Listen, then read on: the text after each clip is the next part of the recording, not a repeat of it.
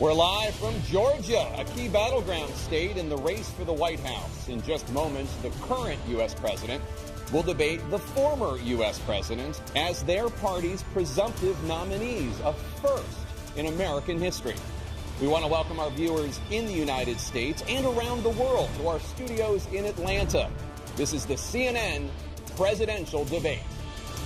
This debate is being produced by CNN and is coming to you live on CNN, CNN International, CNN.com, CNN Max, and CNN Espanol. This is a pivotal moment between President Joe Biden and former President Donald Trump in their rematch for the nation's highest office. Each will make his case to the American people with just over 4 months until Election Day. Good evening, I'm Dana Bash, anchor of CNN's Inside Politics and co-anchor of State of the Union. I'm Jake Tapper, anchor of CNN's The Lead and co-anchor of State of the Union. Dana and I will co-moderate this evening. Our job is to facilitate a debate between the two candidates tonight. Before we introduce them, we want to share the rules of the debate with the audience at home. Former President Trump will be on the left side of the screen. President Biden will be appearing on the right. A coin toss determined their positions.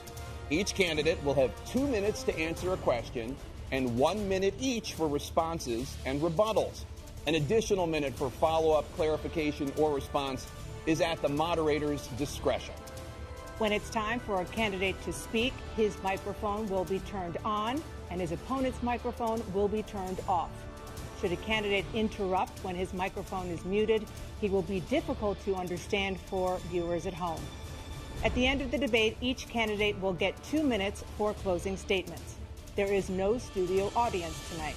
Pre-written notes, props, or contact with campaign staff are not permitted during the debate. By accepting our invitation to debate, both candidates and their campaigns agreed to accept these rules. Now, please welcome the 46th President of the United States, Joe Biden. Folks, how are you?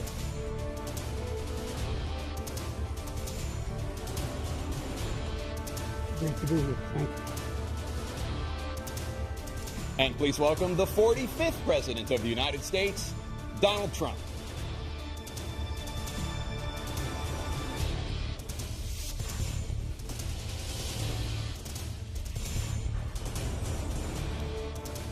Gentlemen, thanks so much for being here. Let's begin the debate, and let's start with the issue that voters consistently say is their top concern, the economy. President Biden, inflation has slowed, but prices remain high. Since you took office, the price of essentials has increased. For example, a basket of groceries that cost $100 then now costs more than $120. And typical home prices have jumped more than 30%. What do you say to voters who feel they are worse off under your presidency than they were under President Trump? We got to take a look at what I was left when I became president and what Mr. Trump left me. We had an economy that was in free fall. The pandemic was so badly handled. Many people were dying. All he said was, it's not that serious. Just inject a little bleach into your arm. You'll be all right. The economy collapsed. There were no jobs. Unemployment rate rose to 15%. It was terrible. And so what we had to do was try to put things back together again. And that's exactly what we began to do. We created 15,000 new jobs. We brought out a position where we have 800,000 new manufacturing jobs. But there's more to be done. There's more to be done. Working class people are still in trouble. I come from Scranton, Pennsylvania. I come from a household where the kitchen table, if the things weren't able to be met during the month, it was a problem. Price of eggs, the price of gas, the price of housing, the price of a whole range of things. That's why I'm working so hard to make sure I deal with those problems. And we're going to make sure that we reduce the price of housing. We're going to make sure we build 2 million new units. We're going to make sure we cap rents so corporate greed can't take over. The combination, what I was left with in corporate greed, is the reason why we're in this problem right now. In addition to that, we're in a situation where if you take a look at all that was done in his administration, he didn't do much at all. By the time he left, things were in chaos, literally chaos. And so we put things back together. We created, I said, those jobs. We make sure we had a situation where we brought down the price of prescription drugs, which is a major issue for many people, to $15 for an insulin shot as opposed to $400. No senior has to pay more than $200 for any drug, all the drugs they can include beginning next year. in a situation and we're going to make that available to everybody, to all Americans. So we're working to bring down the price around the kitchen table, and that's what we're going to get done. Thank you. President Trump? We had the greatest economy in the history of our country. We have never done so well. Everybody was amazed by it. Other countries were copying us. We got hit with COVID, and when we did, we spent the money necessary so we wouldn't end up in a Great Depression, the likes of which we had in 1929. By the time we finished, so we did a great job. We got a lot of credit for the economy, a lot of credit for the military, and no wars, and so many other things. Everything was rocking good. But the thing we never got the credit for, and we should have, is getting us out of that COVID mess. He created mandates that was a disaster for our country. But other than that, we had given them back a country where the stock market actually was higher than pre-COVID, and nobody thought that was even possible. The only jobs he created are for illegal immigrants and bounce-back jobs, a bounce-back from the COVID. He has not done a good job. He's done a poor job, and inflation's killing our country. It is absolutely killing us. Thank you. President Biden? Well, look, the greatest economy in the world, he's the only one who thinks that, I think. I don't know anybody else who thinks he had the greatest economy in the world. And, you know, the fact of the matter is that we found ourselves in a situation where his economy, he rewarded the wealthy. He had the largest tax cut in American history, $2 trillion. He raised a deficit larger than any president has in any one term. He's the only president other than Herbert Hoover who's lost more jobs than he had when he began, since Herbert Hoover. The idea that he did something that was significant. And the military, you know, when he was president, they were still killing people in Afghanistan. He didn't do anything about that. When he was president, we were still finding ourselves in a position where you had a notion that we were this safe country. The truth is, I'm the only president this century that doesn't have this decade, that doesn't have any troops dying anywhere in the world like he did. President Trump, I want to follow up if I can. Am I allowed to respond to him? Well, I'm going to ask you a follow-up. You can do whatever you want with the minute that we give you. I want to follow up. You want to impose a 10% tariff on all goods coming into the U.S.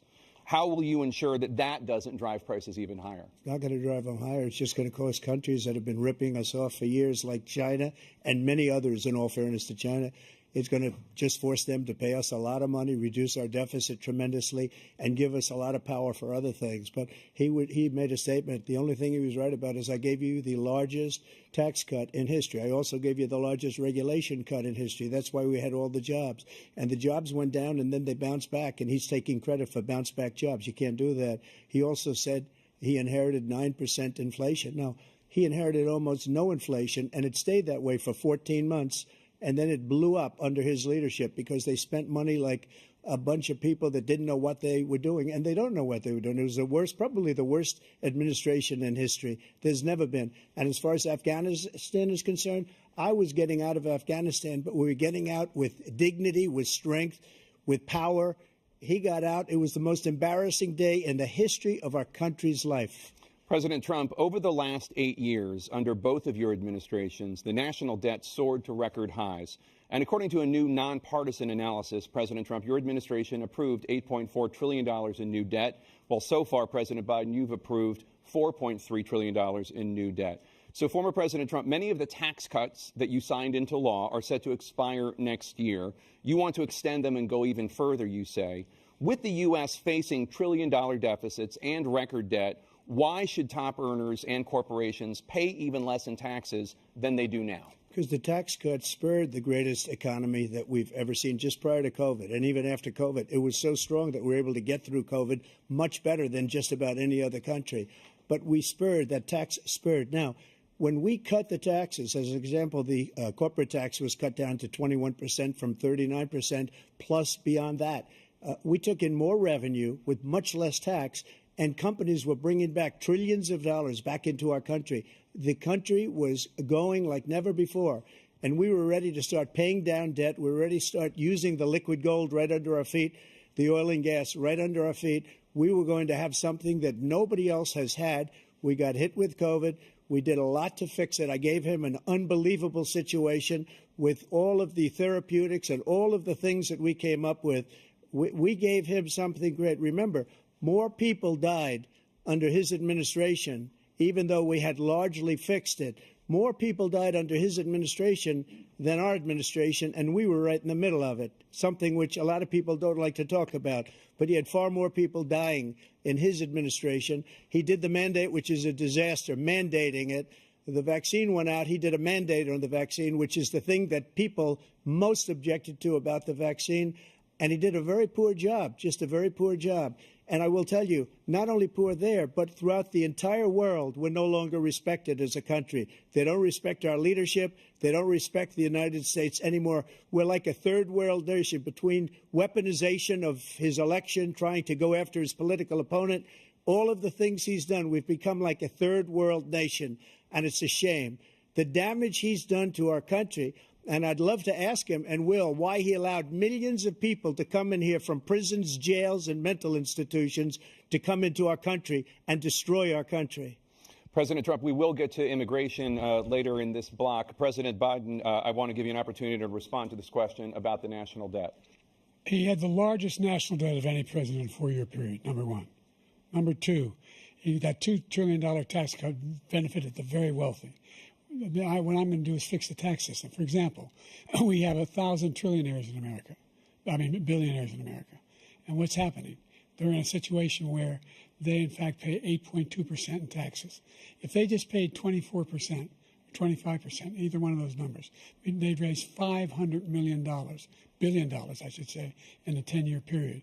We'd be able to wipe out his debt. We'd be able to help make sure that all those things we need to do, child care, elder care, making sure that we continue to strengthen our health care system, making sure that we're able to make every single solitary person eligible for what I've been able to do with the COVID, with dealing with everything we have to do with, look, if we finally beat Medicare. Thank you, President Biden. President Trump? Well, he's right. He did beat Medicare. He beat it to death, and he's destroying Medicare because all of these people are coming in. They're putting them on Medicare. They're putting them on Social Security. They're going to destroy Social Security. This man is going to single-handedly destroy Social Security. These millions and millions of people coming in, they're trying to put them on Social Security. He will wipe out Social Security. He will wipe out Medicare. So he was right in the way he finished that sentence, and it's a shame. What's happened to our country in the last 4 years is not to be believed. Foreign countries, I'm friends with a lot of people, they cannot believe what happened to the United States of America. We're no longer respected. They don't like us. We give them everything they want, and they think we're stupid. They think we're very stupid people.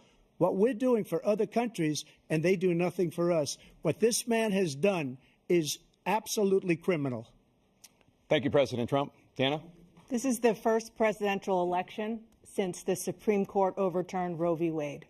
This morning, the court ruled on yet another abortion case, temporarily allowing emergency abortions to continue in Idaho, despite that state's restrictive ban.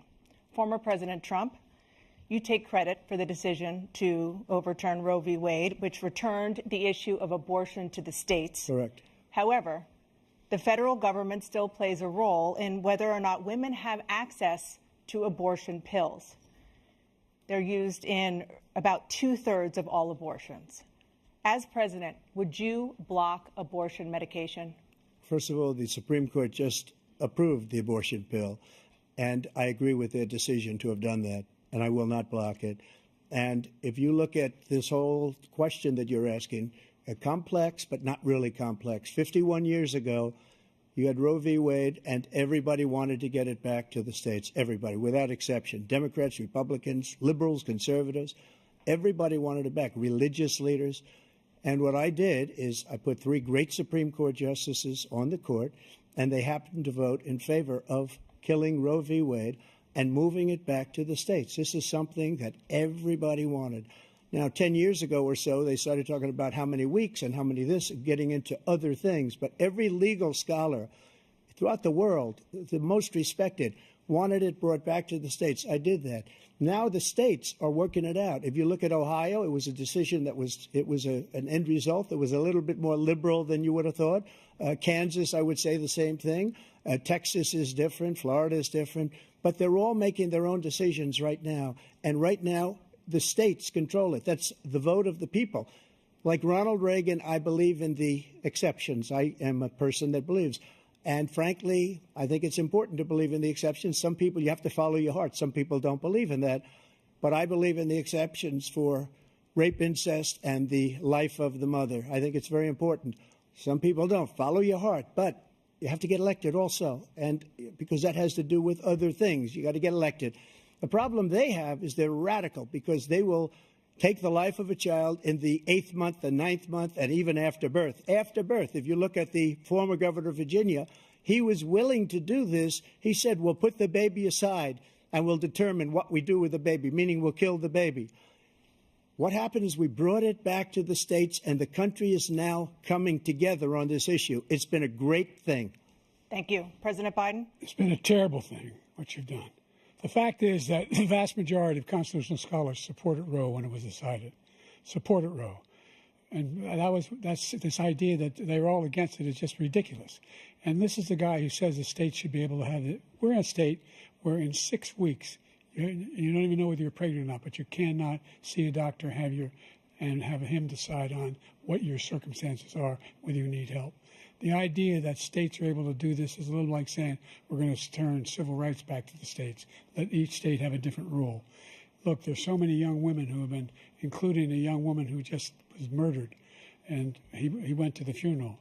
The idea that she was murdered by an immigrant coming in, they talk about that. But here's the deal: there's a lot of young women who are being raped by their in-laws, by their spouses, brothers and sisters, it's just ridiculous, and they can do nothing about it. And they try to arrest them when they cross state lines. Thank you.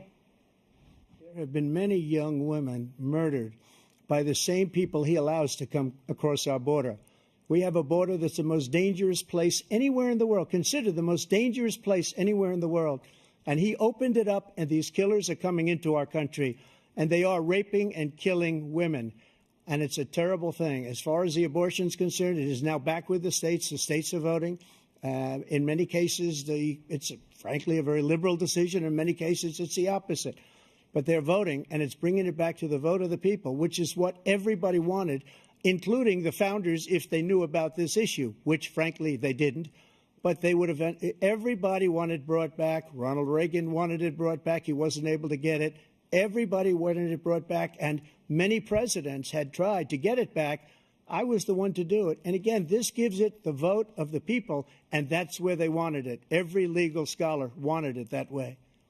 Staying on the topic of abortion, President Biden, 7 states, I'll let you do that. This is the same topic. 7 states have no legal restrictions on how far into a pregnancy a woman can obtain an abortion. Do you support any legal limits on how late a woman should be able to terminate a pregnancy? I supported Roe v. Wade, which had 3 trimesters. The first time is between the woman and the doctor. Second time is between the doctor and an extreme situation. The third time is between the doctor, between the woman and the state. The idea that the politicians, that the founders wanted the politicians to be the ones making decisions about women's health is ridiculous. That's the last. No politician should be making that decision. A doctor should be making those decisions. That's how it should be run. That's what you're going to do. And if I'm elected, I'm going to restore Roe v. Wade. So that means he can take the life of the baby in the 9th month and even after birth, because some states, Democrat run, take it after birth. Again, the former governor of Virginia, put the baby down, then we decide what to do with it. So he's willing to, as we say, rip the baby out of the womb in the 9th month and kill the baby. Nobody wants that to happen, Democrat or Republican. Nobody wants it to happen. You're lying. That is simply not true. The Roe v. Wade does not provide for that.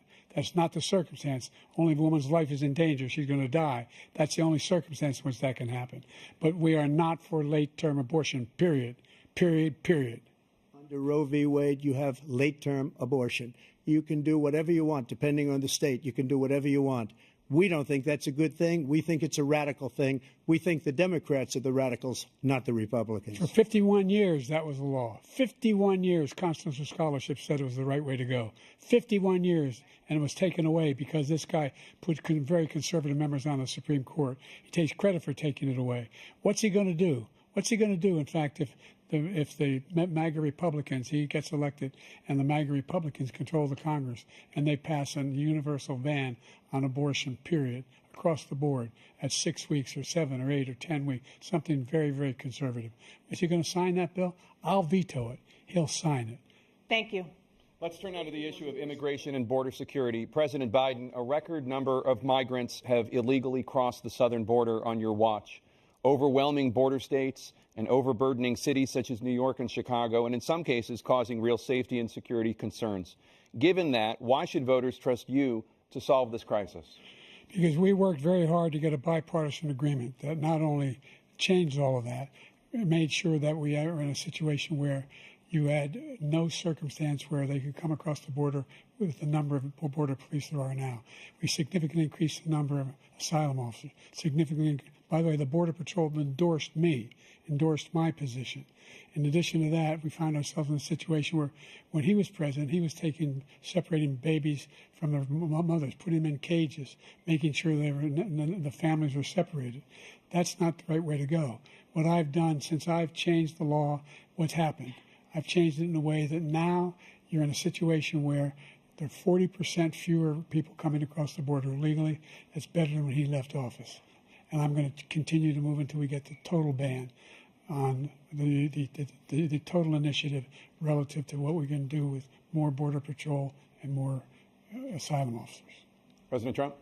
I really don't know what he said at the end of that sentence. I don't think he knows what he said either. Look, we had the safest border in the history of our country. The border, all he had to do was leave it. All he had to do was leave it. He decided to open up our border, open up our country to people that are from prisons, people that are from mental institutions, insane asylum, terrorists. We have the largest number of terrorists coming into our country right now, all terrorists, all over the world, not just in South America, all over the world. They come from the Middle East, everywhere. All over the world, they're pouring in. And this guy just left it open. And he didn't need legislation because I didn't have legislation. I said, close the border. We had the safest border in history. In that final couple of months of my presidency, we had, according to Border Patrol, who is great, and by the way, who endorsed me for president, but I won't say that, but they endorsed me for president. Brandon, just speak to him.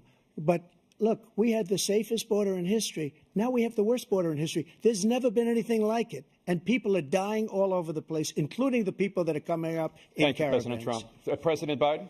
The only terrorist who's done anything crossing the border is one who came along and killed under his administration, killed an al-Qaeda person in his administration, killed 3 American soldiers. That's the only terrorist that's there. I'm not saying that no terrorist ever got through, but the idea they're emptying their prisons, we're welcoming these people, that's simply not true. There's no data to support what he said. Once again, he's exaggerating, he's lying. President Trump, staying on the topic of immigration, you've said that you're going to carry out, quote, the largest domestic deportation operation in American history, unquote. Does that mean that you will deport every undocumented immigrant in America, including those who have jobs, including those whose spouses are citizens, and including those who have lived here for decades? And if so, how will you do it? Just 1 second. He said we killed 3 people. The people we killed are al-Baghdadi and Soleimani, the 2 greatest terrorists, biggest terrorists anywhere in the world, and it had a huge impact on everything, not just border, on everything.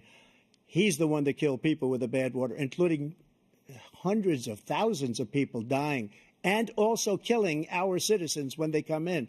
We are living right now in a rat's nest. They're killing our people in New York, in California, in every state in the union, because we don't have borders anymore. Every state is now a border.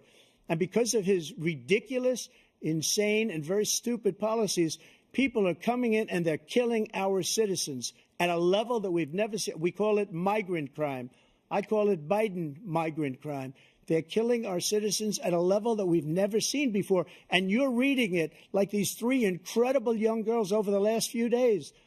One of them, I just spoke to the mother, and they just had the funeral for this girl, 12 years old. This is horrible what's taken place. What's taken place in our country, we're literally an uncivilized country now. He doesn't want it to be. He just doesn't know. He opened the borders. Nobody's ever seen anything like. And we have to get a lot of these people out, and we have to get them out fast because they're going to destroy our country. Just take a look at where they're living. They're living in luxury hotels in New York City and other places. Our veterans are on the street. They're dying because he doesn't care about our veterans. He doesn't care. He doesn't like the military at all, and he doesn't care about our veterans. Nobody been worse. I had the highest approval rating for veterans taking care of the VA. He has the worst. He's gotten rid of all the things that I approved. Choice that I got through Congress, all of the different things I approved, they abandoned. We had by far the highest, and now it's down in less than half because he's done all these great things that we did. And I think he did it just because I approved it, which is crazy. But he has killed so many people at our border by allowing all of these people to come in. And it's a very sad day in America. President Biden, you have the mic. Every single thing he said is a lie. Every single one. For example, veterans are a hell of a lot better off since I passed the PACT Act. 1 million of them now have insurance, and their families have it. Their families have it because what happened, whether it was Agent Orange or burn pits, they're all being covered now. And his group opposed that. We're also in a situation where we have great respect for veterans. My son spent a year in Iraq, living right next to one of those burn pits, came back with stage 4 glioblastoma. I was recently in France for D-Day, and I spoke all about those heroes that died. I went to the World War I cemetery he refused to go to. He was standing with his 4-star general, and he told me, he said, I don't want to go in there because they're a bunch of losers and suckers. My son was not a loser, was not a sucker. You're the sucker. You're the loser. President Trump? First of all, that was a made-up quote, suckers and losers. They made it up. It was in a third-rate magazine that's failing, like many of these magazines. He made that up. He put it in commercials. We've notified him. We had 19 people that said I didn't say it. And think of this. Who would say I'm at a cemetery or I'm talking about our veterans? Because nobody's taken better care. I'm so glad this came up, and he brought it up. There's nobody that's taken better care of our soldiers than I have. To think that I would, in front of generals and others, say suckers and losers. We have 19 people that said it was never said by me. It was made up by him, just like Russia was made up, just like the 51 intelligence agents are made up. Just like the new thing with the 16 economists are talking, it's the same thing. 51 intelligence agents said that the laptop was Russia disinformation. It wasn't. That came from his son, Hunter. It wasn't Russia disinformation. He made up the suckers and losers, so he should apologize to me right now. 4-star general standing to your side who was on your staff who said you said it, period. That's number one. And number two, the idea that I have to apologize to you for anything along the line. We've done more for veterans than any president has in American history. And they now are in their family. The only sacred obligation we have as a country is to care for our veterans when they come home and their families and equip them when they go to war. That's what we're doing. That's what the VA is doing now. They're doing more for veterans than ever before in our history. All right. Thank you so much. Let's move to the topic of foreign policy. I want to begin with Russia's war against Ukraine, which is now in its 3rd year. Former President Trump, Russian President Vladimir Putin says he'll only end this war if Russia keeps the Ukrainian territory it has already claimed and Ukraine abandons its bid to join NATO. Are Putin's terms acceptable to you? First of all, our veterans and our soldiers can't stand this guy. They can't stand him. They think he's the worst commander-in-chief, if that's what you call him, that we've ever had. They can't stand him. So let's get that straight. And they like me more than just about any of them. And that's based on every single bit of information. As far as Russia and Ukraine, if we had a real president, the president that knew, that was respected by Putin, he would have never invaded Ukraine. A lot of people are dead right now, much more than people know. You know, they talk about numbers. You can double those numbers, maybe triple those numbers. He did nothing to stop it. In fact, I think he encouraged Russia from going in. I'll tell you what happened. He was so bad with Afghanistan. It was such a horrible embarrassment, most embarrassing moment in the history of our country, that when Putin watched that and he saw the incompetence, that he should have fired those generals, like I fired the one that you mentioned. And so he's got no love lost. But he should have fired those generals. No general got fired for the most embarrassing moment in the history of our country, Afghanistan, where we left billions of dollars of equipment behind. We lost 13 beautiful soldiers, and 38 soldiers were obliterated. And by the way, we left people behind, too. We left American citizens behind. When Putin saw that, he said, you know what? I think we're going to go in and maybe take this was his dream. I talked to him about it, his dream. The difference is he never would have invaded Ukraine. Never. Just like Israel would have never been invaded in a million years by Hamas. You know why? Because Iran was broke with me. I wouldn't let anybody do business with them. They ran out of money. They were broke. They had no money for Hamas. They had no money for anything, no money for terror. That's why you had no terror at all during my administration. This place, the whole world is blowing up under him. President Biden? I've never heard so much malarkey in my whole life. Look, the fact of the matter is that we're in a situation where, let's take the last point first. Iran attacked American troops, caused brain damage for a number of these troops, and he did nothing about it. Recently, not when he was president. They attacked. He said they're just having headaches. That's all it is. He didn't do a thing when the attack took place, number one. Number 2, we got over 100,000 Americans and others out of Afghanistan during that airlift. Number 3, we found ourselves in a situation where, if you take a look at what Trump did in Ukraine, this guy told Trump, do whatever you want and do whatever you want. And that's exactly what Trump did to Putin, encourage him, do whatever you want. And he went in. And listen to what he said when he went in. He was going to take Kyiv in 5 days, remember? Because it's part of the old Soviet Union. That's what he wanted to reestablish, Kyiv. And he, in fact, didn't do it at all. He wasn't able to get it done. And they've lost thousands and thousands of troops, 500,000 troops. President Trump, I as never come back said to that. you for 1 minute, I just want to go back to my original question, which is, are Putin's terms acceptable to you? Keeping the territory in Ukraine? Acceptable. No, they're not acceptable. But look, this is a war that never should have started. If we had a leader in this war, he led everybody along. He's given $200 billion now or more to Ukraine. He's given $200 billion. That's a lot of money. I don't think there's ever been anything like it. Every time that Zelensky comes to this country, he walks away with $60 billion. He's the greatest salesman ever. And I'm not knocking him. I'm not knocking anything. I'm only saying the money that we're spending on this war, and we shouldn't be spending, it should have never happened. I will have that war settled between Putin and Zelensky as president-elect before I take office on January 20th. I'll have that war settled.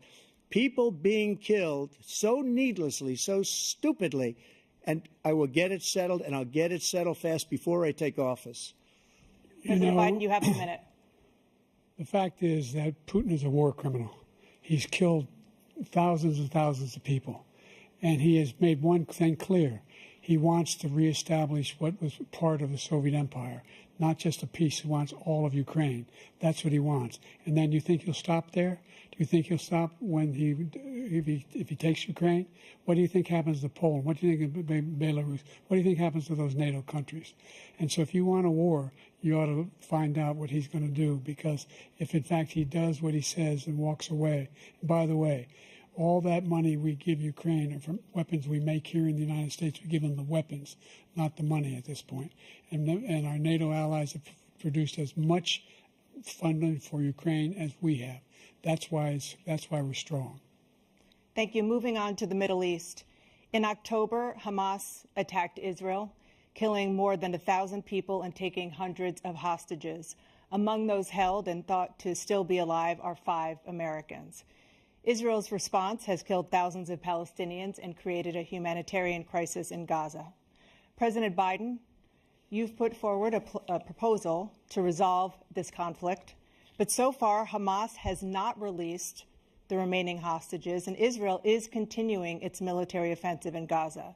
So what additional leverage will you use to get Hamas and Israel to end the war? You have 2 minutes. Number one, everyone from the United Nations Security Council straight through to the G7 to the Israelis and Netanyahu himself have endorsed the plan I put forward, which has 3 stages to it. The first stage is trade the hostages for a ceasefire. Second phase is a ceasefire with additional conditions. The third phase is the end of the war. The only one who wants the war to continue is Hamas. Number one, they're the only ones standing out. We're still pushing hard to get them to accept. In the meantime, what's happened? in Israel, we're finding that the only thing I've denied Israel was 2,000-pound bombs. They don't work very well in populated areas. They kill a lot of innocent people. We're providing Israel with all the weapons they need and when they need them. And by the way, I'm the guy that organized the world against Iran when they had a full-blown intercontinental ballistic missile attack on Israel. No one was hurt. No one Israeli was accidentally killed, and it stopped.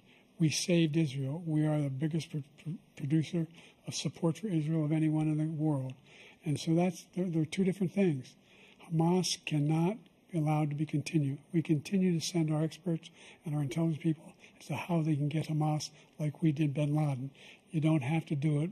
And by the way, they've been greatly weakened, Hamas, greatly weakened, and they should be. They should be eliminated. But you've got to be careful for using certain weapons among population centers. Just going back to Ukraine for 1 second.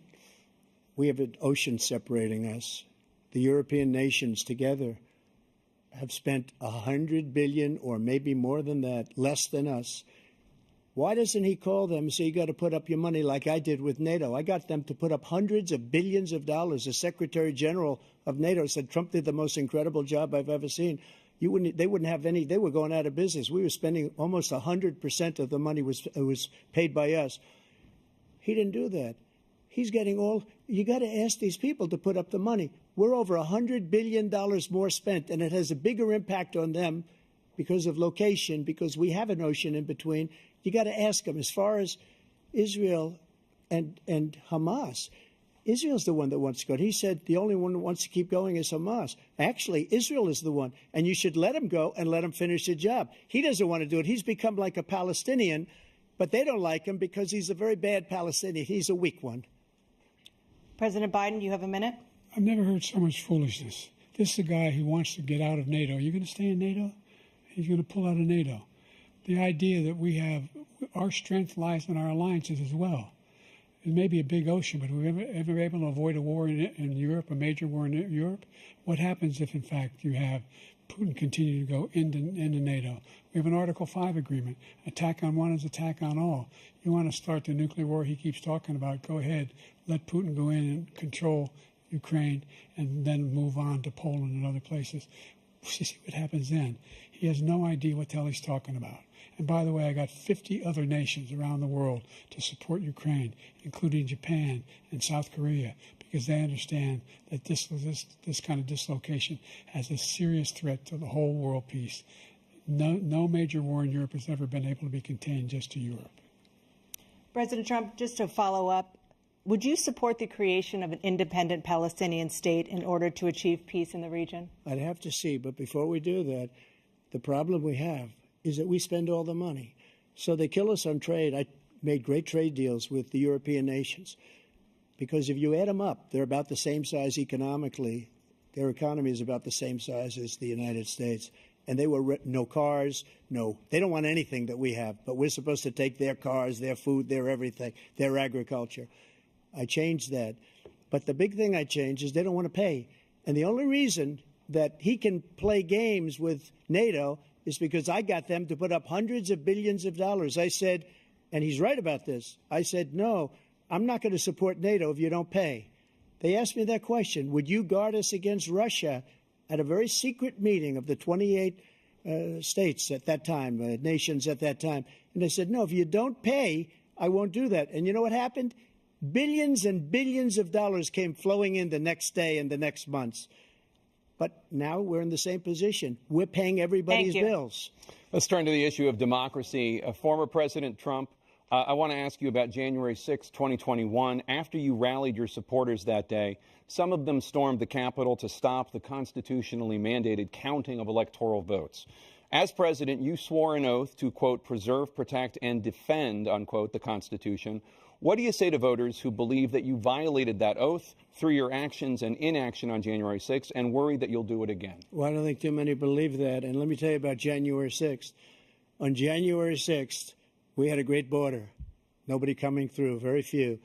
On January 6th, we were energy independent. On January 6th, we had the lowest taxes ever.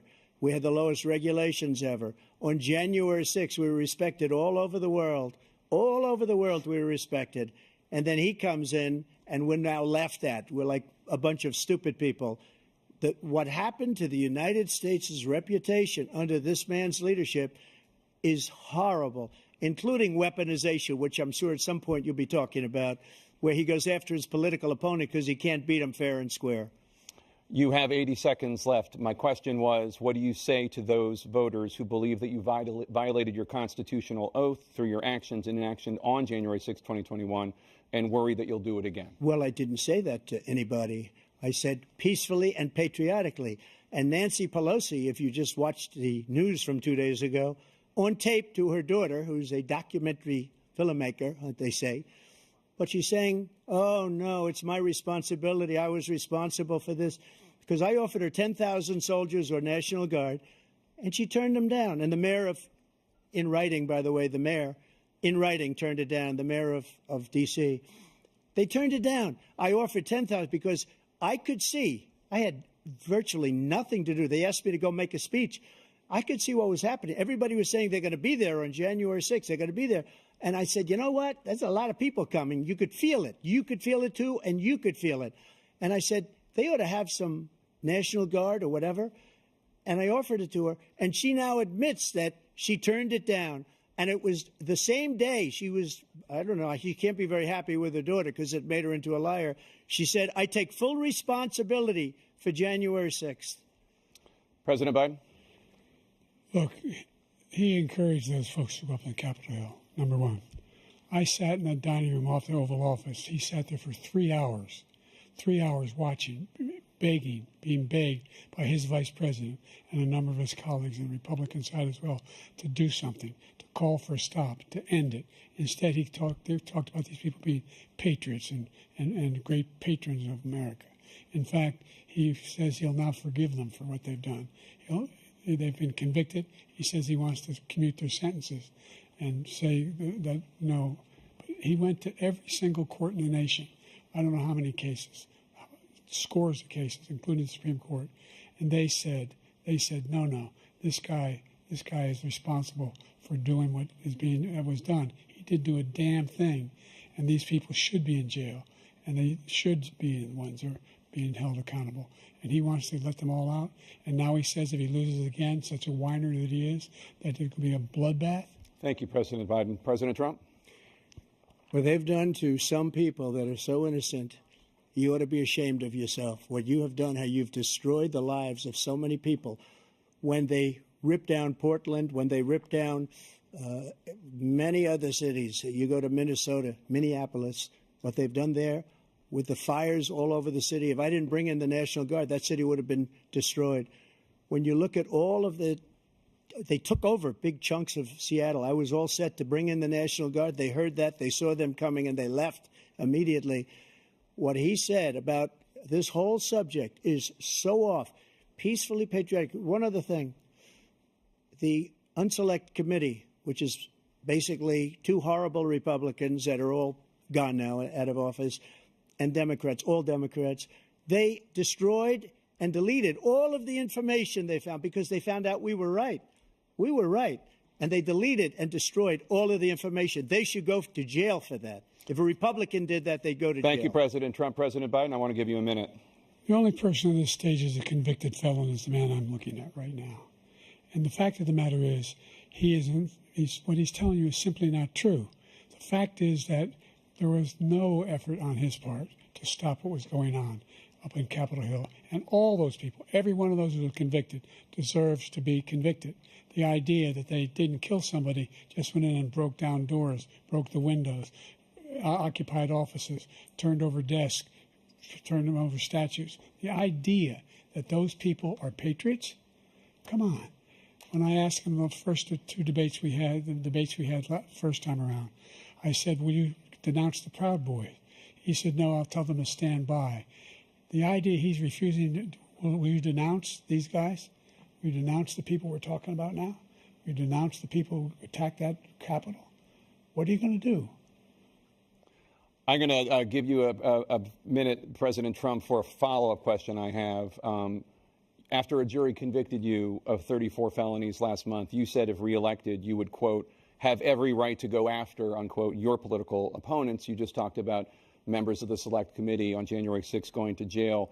Your main political opponent is standing on stage with you tonight. Can you clarify exactly what it means about you feeling you have every right to go after your political opponents? Well, I said my retribution is going to be success. We're going to make this country successful again, because right now it's a failing nation. My retribution is going to be success.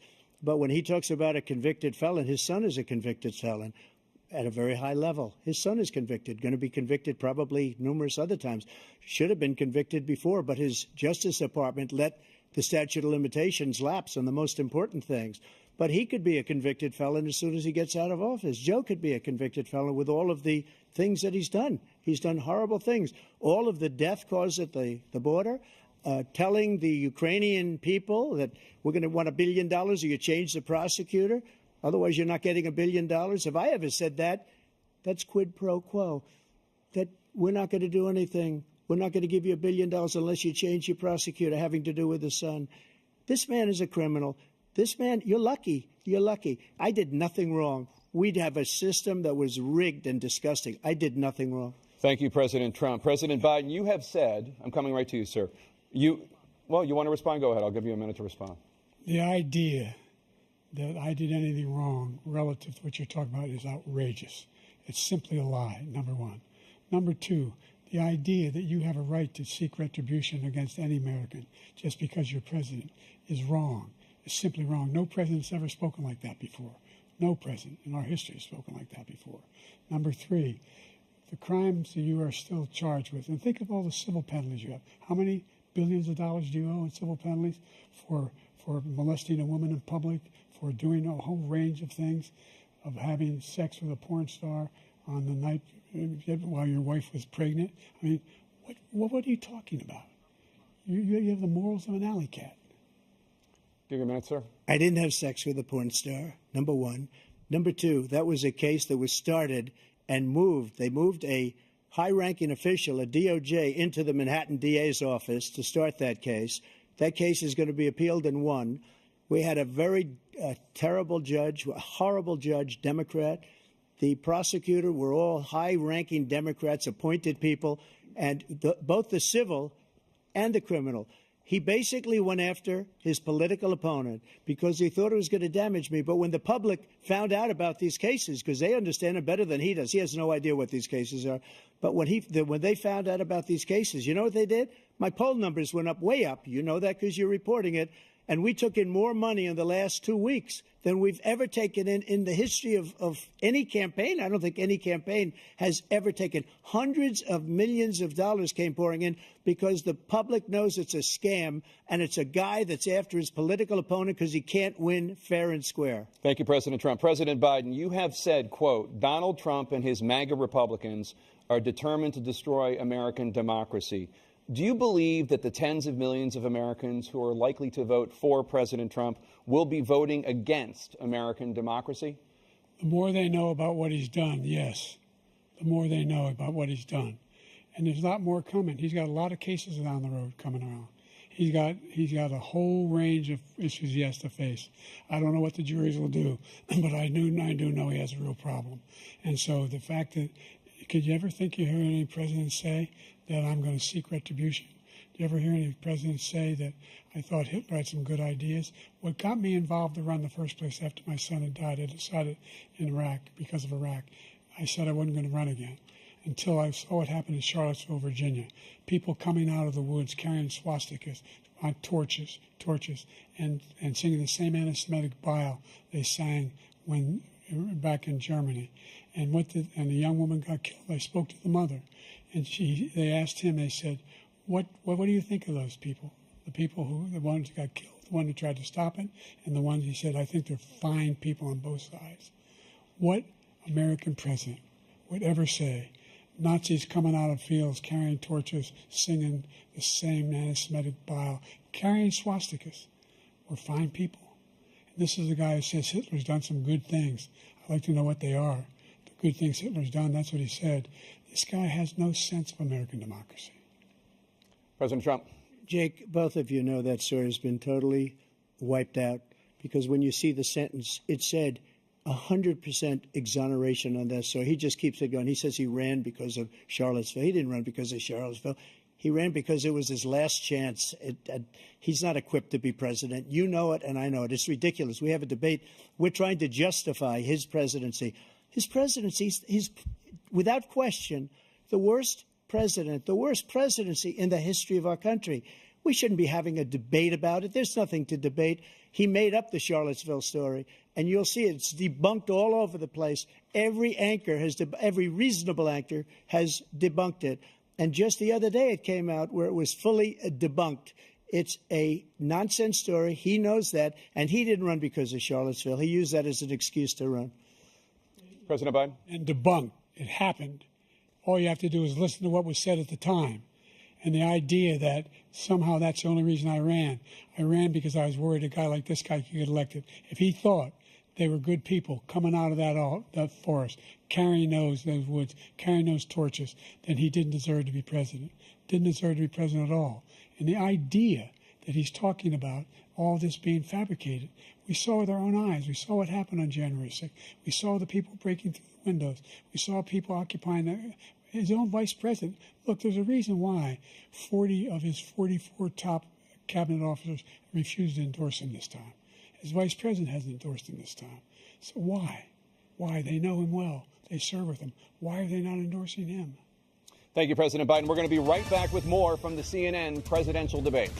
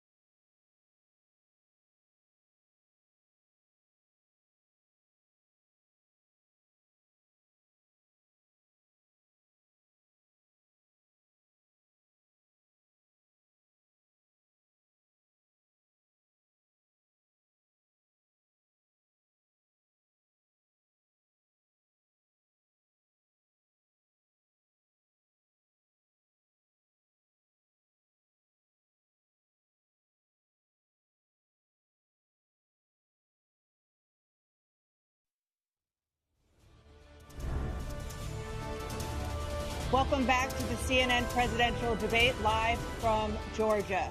Let's talk about persistent challenges you both faced in your first terms and you'd certainly face again in a second term. President Biden, while black unemployment dropped to a record low under your presidency, black families still earned far less than white families. Black mothers are still 3 times more likely to die from pregnancy-related causes, and black Americans are imprisoned at 5 times the rate of white Americans. What do you say to black voters who are disappointed that you haven't made more progress? They acknowledge they made a lot of progress, number one. The fact of the matter is there's more small black businesses that have been started than any time in history.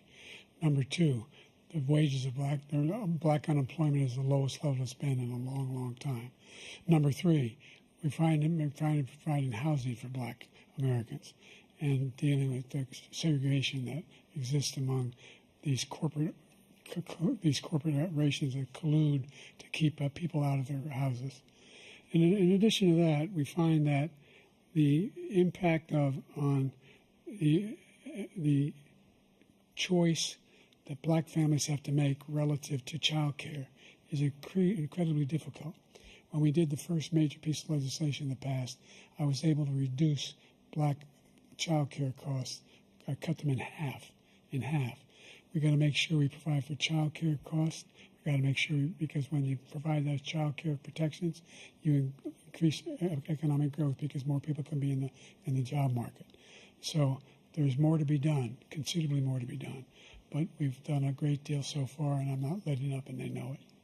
You have 49 seconds left. What do you say to black voters who are disappointed with the progress so far?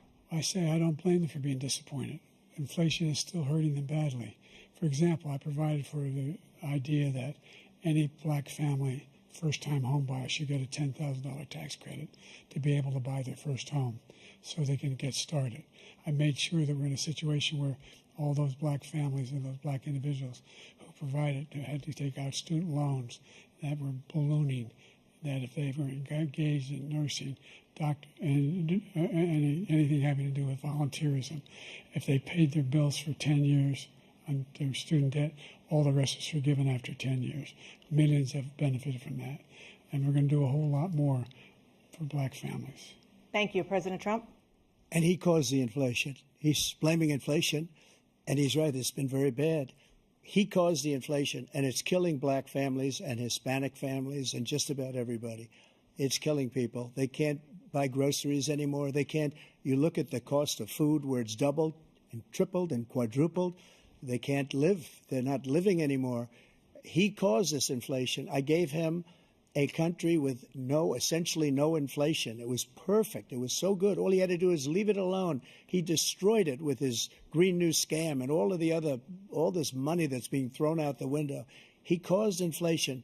As sure as you're sitting there, the fact is that his big kill on the black people is the millions of people that he's allowed to come in through the border. They're taking black jobs now, and it could be 18, it could be 19, and even 20 million people. They're taking black jobs, and they're taking Hispanic jobs, and you haven't seen it yet, but you're going to see something that's going to be the worst in our history. Thank you. President Biden? There was no inflation when I became president. You know why? The economy was flat on its back. 15% unemployment. He decimated the economy, absolutely decimated the economy. That's why there was no inflation at the time. There were no jobs. We provided thousands of millions of jobs for individuals who are in all communities, including minority communities. We made sure that they have health insurance. We have covered, the ACA has increased. I made sure that there are $8,000 per person in a family to get written off for health care. But this guy wants to eliminate that. They tried 50 times. He wants to get rid of the ACA again, and they're going to try again if they win. You find ourselves in a position where the idea that we're not doing any, we put more police on the street than any administration has. He wants to cut the cops. We're providing for equity and making sure people have a shot to make it. There's a lot going on, but in inflation, he caused it by his tremendous malfeasance in the way he handled the pandemic. Thank you. Another persistent challenge is the climate crisis. 2023 was the hottest year in recorded history, and communities across The country are confronting the devastating effects of extreme heat, intensifying wildfires, stronger hurricanes, and rising sea levels. Former President Trump, you've vowed to end your opponent's climate initiatives, but will you take any action as president to slow the climate crisis? Well, let me just go back to what he said about the police, how close the police are to him. Almost every police group in the nation from every state is supporting Donald J. Trump. Almost every police group. And what he's done to the black population is horrible, including the fact that for 10 years he called them super predators. We can't, in the 1990s, we can't forget that. Super predators was his name, and he called it to them for 10, and they've taken great offense at it, and now they see it happening.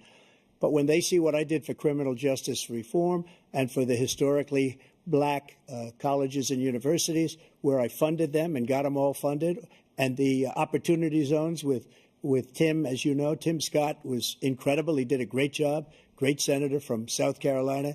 He came to me with the idea, and it was a great idea. It's one of the most successful economic development acts ever in the country, opportunity zones. And the biggest beneficiary are blacks. And that's why we have the best numbers with them in maybe ever. They're saying ever. I read this morning where ever, the best numbers. He's lost much of the black population because he's done a horrible job for black people. He's also done a horrible job for Hispanics. But wait till you see these millions of people pouring into our country, and they're going to take the jobs, and it's already started, and you haven't seen anything yet. It's a disaster. You've 38 seconds left. President Trump, will you take any action as president to slow the climate crisis? So I want absolutely immaculate clean water, and I want absolutely clean air, and we had it. We had H2O. We had the best numbers ever, and we were using all forms of energy, all forms, everything. And yet, during my 4 years, I had the best environmental numbers ever. And my top environmental people gave me that statistic just before I walked on the stage, actually. I don't know where the hell he's been. The idea that anything he said is true. I've passed the most extensive climate change legislation in history. We find ourselves, and by the way, black colleges, I came up with $15 billion for HBCUs, historic black universities and colleges, because they don't have the kind of contributors that they have to build these laboratories and the like. Any black student is capable in college of doing any white student can do. They just don't have the money, but now they'll be able to get those jobs in high tech. We're in a situation where the idea that he is claiming to have done something that had the cleanest water. He hadn't done a damn thing in the environment. He pulled out of the Paris Peace Accord, Climate Accord. I immediately joined it because if we reach 1.5 degrees Celsius at any one point, there's no way back. The only existential threat to humanity is climate change, and he didn't do a damn thing about it. He wants to undo all that I've done. The Paris Accord was going to cost us $1 trillion. And China nothing, and Russia nothing, and India nothing. It was a ripoff of the United States. And I ended it because I didn't want to waste that money because they treat us horribly. We were the only ones who was costing us money. Nobody else was paying into it. And it was a disaster. But everything that he said just now, I'll give you an example. I heard him say before insulin. I'm the one that got the insulin down for the seniors. I took care of the seniors. What he's doing is destroying all of our medical programs because the migrants coming in, they want everybody. And look, I have the biggest heart on the stage, I guarantee you that. And I want to take care of people. But we're destroying our country. They're taking over our schools, our hospitals, and they're going to be taking over Social Security. He is destroying Social Security, Medicare, and Medicaid. The idea is that we, in fact, we were the only ones of consequence who were not members of the Paris Accord. How can we do anything if we're not able to, the United States can't get its pollution under control? One of the largest polluters in the world, number one. We're making significant progress. By 2035, we will have cut pollution in half. We have made significant progress, and we're continuing to make progress. We set up a climate corps for thousands of young people who will learn how to deal with climate, just like the Peace Corps. And we're moving in directions that are going to significantly change the elements of cause of pollution. But the idea that he claims that he has the biggest heart up here, and he's really concerned about pollution and about climate. I've not seen any indication of that. And by the way, with regard to prescription drugs, one company agreed that they would reduce the price to $35, which I was calling for, one, voluntarily. I made sure every company in the world, every pharmaceutical company, cannot have to pay. Thank you. And by the way, so every day, millions of Americans struggle just to make ends meet. For many older Americans, Social Security provides a critical lifeline. President Biden, if nothing is done to Social Security, seniors will see their benefits cut in just over 10 years. Will you name tonight one specific step that you're willing to take to keep Social Security solvent? yes, make the very wealthy begin to pay their fair share. Right now, everybody making under $170,000 pays 6% of their income, of their paycheck, every single time they get a paycheck from the time the first one they get when they're 18 years old. The idea that they're going to, I've been proposing that everybody, the millionaires pay 1%. So no one I would not raise the cost of Social Security for anybody under $400,000. After that, I began to make the wealthy begin to pay their fair share by increasing from 1% beyond to be able to guarantee the program for life. So you still have 82 seconds left. Are there any other measures that you think that would be able to help keep Social Security solvent, or is that one enough? Well, no, that one enough will keep it solvent, but the biggest thing I'll do if we defeat this man, because he wants to get rid of Social Security. He thinks there's plenty to cut in Social Security. He's wanting to cut Social Security and Medicare, both times. And and if you look at the program put forward by the House Republican caucus that I believe supports, is in fact want to cut it as well. The idea that we don't need to protect our seniors is ridiculous. And by the way, the American public has greater health care coverage today than ever before. And on the ACA, as I said, you're in a circumstance where 400,000 people, 40 million people would not have insurance because they have a pre-existing condition. Only thing that allows them to have that insurance is the fact that they, in fact, are part of the ACA. And by the way, the other thing is, we're in a situation where we talk about education for black communities. I've raised the amount of money for Pell Grants by another $8,000. So anybody making under $70,000 a year is going to be able to get $15,000 toward their tuition. He just doesn't know what he's talking about. Thank you, President Biden. President Trump. So I've dealt with politicians all my life. I've been on this side of the equation for the last 8 years. I've never seen anybody lie like this guy. He lies. I've never seen it. He could look you in the face. About so many other things, too. And we mentioned the laptop. We mentioned Russia, Ukraine. Everything he does is a lie. It's misinformation and disinformation. The losers and suckers story that he made up is a total lie on the military. It's a disgrace. But Social Security, he's destroying it because millions of people are pouring into our country, and they're putting them onto Social Security. They're putting them onto Medicare, Medicaid. They're putting them in our hospitals. They're taking the place of our citizens.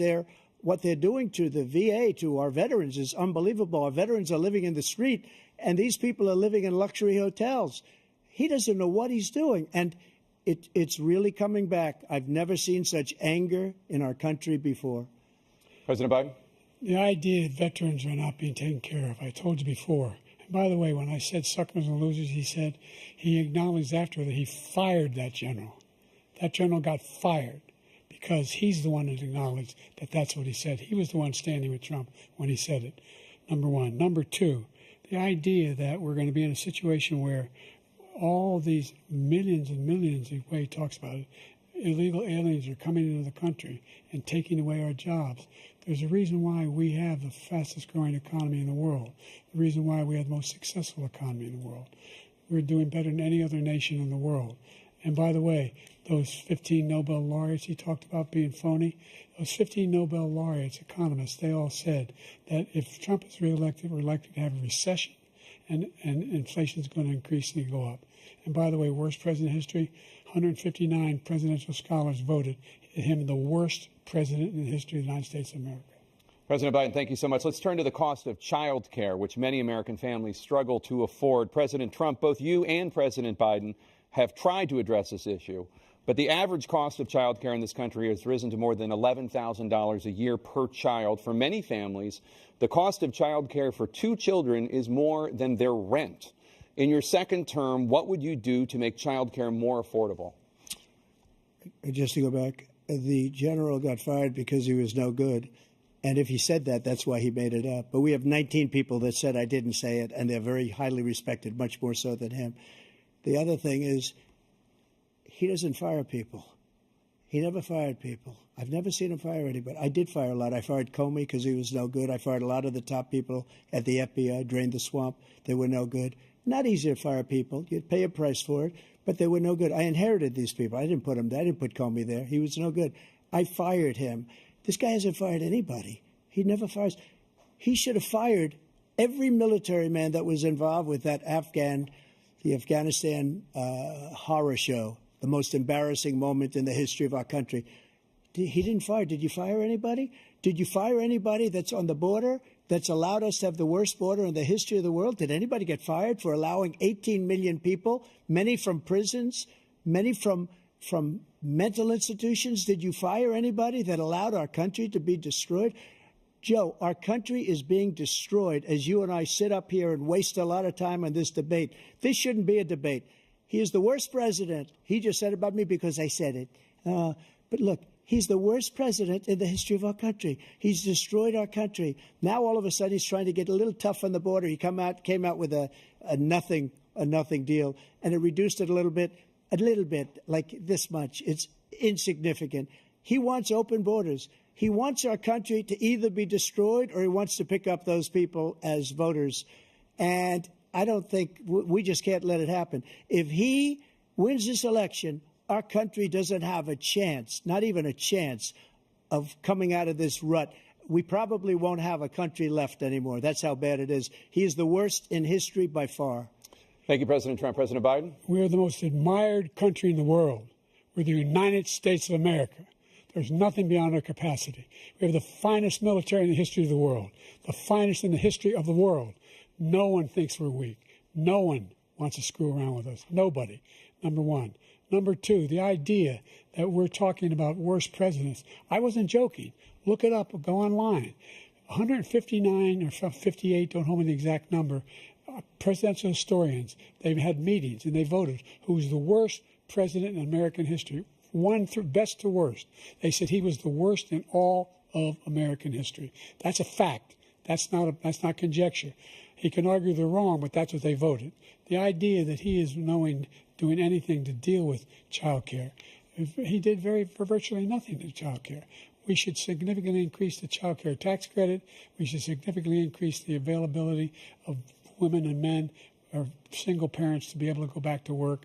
And we should encourage businesses to have. Thank you, President Biden. President Trump, the question was about what would you do to make child care more affordable, if you want to take your minute. Just so you understand, we have polling, we have other things that they rate him the worst because what he's done is so bad. And they rate me, I'll show you, I will show you, and they rate me one of the best, okay? And if I'm given another 4 years, I will be the best. I think I'll be the best. Nobody's ever created an economy like us. Nobody ever cut taxes like us. He's the only one I know. He wants to raise your taxes by 4 times. He wants to raise everybody's taxes by 4 times. He wants the Trump tax cuts to expire. So everybody, including the two of you, are going to pay 4 to 5 times. Nobody ever heard of this before. All my life, I'd grow up and I'd see politicians talking about cutting taxes. When we cut taxes, as I said, we did more business. Apple and all these companies, they were bringing money back into our country. The worst president in history by far, and everybody knows it. President Biden? Look, the fact of the matter is that he's dead wrong about, he's increased the tariff, he will increase the taxes on middle-class people. I said I'd never raise the tax on anybody making less than $400,000. I didn't. But this tariff is 10% tariffs. Everything coming in the country, you know what the economists say? That's going to cost the average American $2,500 a year more because they're going to have to pay the difference in food and all the things that are important. Number two, he's in a situation where he talks about how he has not raised, he's somehow helped the middle class. Middle class have been devastated by you. Now you want a new tax cut of $5 trillion over the next 10 years, which is going to fundamentally bankrupt the country. You had the largest deficit of any president in American history, number one. Number two, you have not, in fact, made any contact, any progress with China. We are the lowest trade deficit with China since 2010. Thank you, President Biden. Thank you, President Biden. Let's discuss an epidemic impacting millions of Americans that both of you have made a top priority in your first term, the opioid crisis. And for both of you, the number of overdose deaths in this country has gone up. Under your term, it went up. Under your term, it has gone up. Former President Trump, despite the efforts that both of you have made, more than 100,000 Americans are dying from overdoses every year, primarily from fentanyl and other opioids. What will you do to help Americans right now in the throes of addiction who are struggling to get the treatment they need? To finish up, we now have the largest deficit in the history of our country under this guy. We have the largest deficit with China. He gets paid by China. He's a Manchurian candidate. He gets money from China. So I think he's afraid to deal with them or something. But do you notice he never took out my tariffs because we bring in so much money with the tariffs that I imposed on China. He never took them away. He can't because it's too much money. It's tremendous. And we saved our steel industries, and there was more to come, but he hasn't done that. But he hasn't cut the tariffs because he can't, because it's too much money. But he's got the largest deficit in the history of our country, and he's got the worst situation with China. China's going to own us if you keep allowing them to do what they're doing to us as a country. They are killing us as a country, Joe, and you can't let that happen. You're destroying our country. So, President Trump, you have 67 seconds left. The question was, what are you going to do to help Americans in the throes of addiction right now who are struggling to get the treatment they need? Jake, we were doing very well at addiction until the COVID came along. We had the 2.5, almost 3 years of like nobody's ever had before, any country, in every way. And then we had to get tough. And it was the drugs pouring across the border it started to increase. We got great equipment. We bought the certain dog that's the most incredible thing that you've ever seen, the way they can spot it. We did a lot, and we were getting very low numbers, very, very low numbers. Then he came along. The numbers, have you seen the numbers now? It's not only the 18 million people that I believe is even low because the gotaways, they don't even talk about gotaways. But the numbers of the amount of drugs and human trafficking in women coming across our border, the worst thing I've ever seen, at numbers that nobody's ever seen under him because the border's so bad. But the number of drugs coming across our border now is the largest we've ever had by far. President Trump, thank you. President Biden? Fentanyl and the byproducts of fentanyl went down for a while. And I wanted to make sure we use the machinery that can detect fentanyl, these big machines that roll over everything that comes across the border. And it costs a lot of money. That was part of this deal we put together, this bipartisan deal. More fentanyl machines, more be able to detect drugs, more numbers of agents, more numbers of all the people at the border. And when we had that deal done, he called his Republican colleagues, said, don't do it. It's going to hurt me politically. No, he never argued it's not a good bill. It's a really good bill. We need those machines. We need those machines. And we're coming down very hard in every country in Asia in terms of precursors for fentanyl. And Mexico is working with us to make sure they don't have the technology to be able to put it together. That's what we have to do. We need those machines. Thank you, President Biden. President Trump, and again, the question is about Americans in the throes of addiction right now struggling to get the treatment they need. Well, this does pertain to it. He ended Remain in Mexico. He ended catch and release. I made it catch and release in Mexico, not catch and release here. We had so many things that we had done, hard negotiations with Mexico, and I got it all for nothing. It's just like when you have a hostage. We always pay $6 billion for a hostage. Every time we say it's a hostage. Now we have a hostage, a Wall Street Journal reporter, I think a good guy, and he's over there because Putin is laughing at this guy, probably asking for billions of dollars for the reporter. I will have him out very quickly as soon as I take office. Before I take office, I said by literally as soon as I win the election, I will have that reporter out. He should have had him out a long time ago. But Putin's probably asking for billions and billions of dollars because this guy pays it every time. We had two cases where we paid $6 billion for 5 people. I got 58 people out, and I paid essentially nothing. Thank you, President Trump. Dana? Let's turn to concerns that voters have about each of you. President Biden, you would be 86 at the end of your second term. How do you address concerns about your capability to handle the toughest job in the world well into your 80s? Well, first of all, I spent half my career being criticized being the youngest person in politics. I was the second youngest person ever elected to the United States Senate, and now I'm the oldest. This guy's 3 years younger and a lot less competent. I think that just look at the record. Look at what I've done. Look how I've turned around the horrible situation he left me. As I said, 15 million new jobs, 800,000 manufacturing jobs, more investment in America, over billions of dollars in private investment in enterprises that we are growing. By the way, we brought an awful lot of people. The whole idea of computer chips, we used to have 40% of the market. We invented those chips, and we lost it because he was sending people to find the cheapest jobs overseas and to bring home a product. So I went to South Korea. I convinced Samsung to invest billions of dollars here in the United States. And guess what?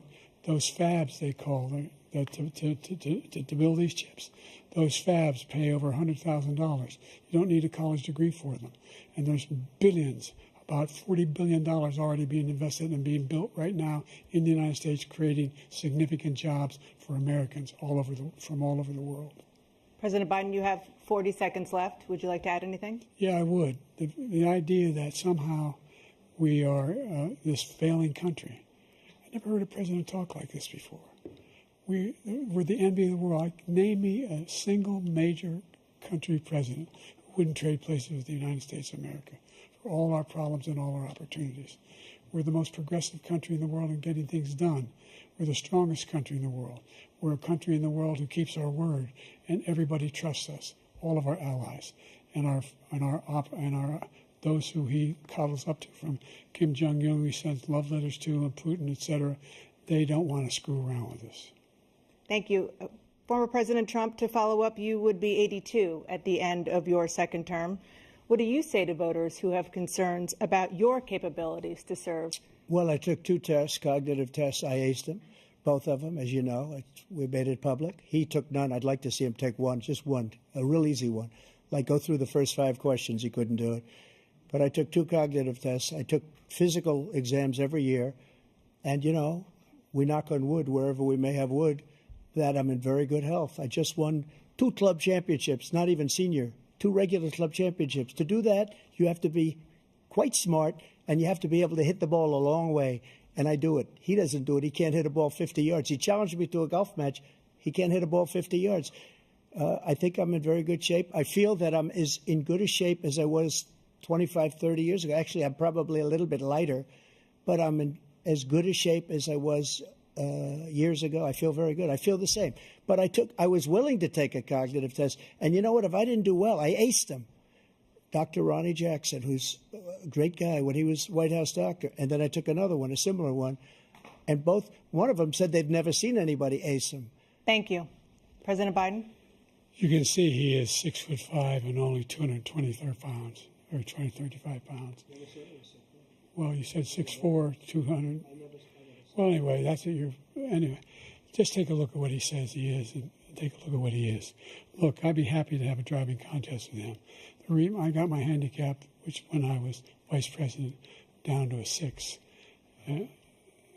But by the way, I told you before, I'm happy to play golf if you carry your own bag.